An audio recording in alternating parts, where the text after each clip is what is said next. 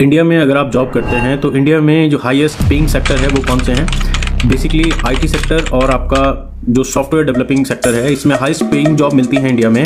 और जो आपके इसके बाद आते हैं, जो सेकंड कैटेगरी में लाइक करते हैं, वो एग्रीकल्चर सेक्टर में, रिटेल और आपका हॉस्पिटैलिटी, इन सेक्टर्स में आपको अच्छी पेइंग जॉब मिलती है। जो एक एवरेज इंप्लॉय है इंडिया का, जो उसको एवरेज इनकम अगर आप लगाते हैं ओवरऑल, वो 21 से 24 हज़ार रुपये के आसपास इंडिया में आपको इनकम आप कमा सकते हैं नॉर्मली। और जो अदर कैटेगरीज है वहाँ मतलब ओवरऑल 128 मिलियन जॉब्स क्रिएट होती हैं पूरे इन सभी सेक्टर्स में।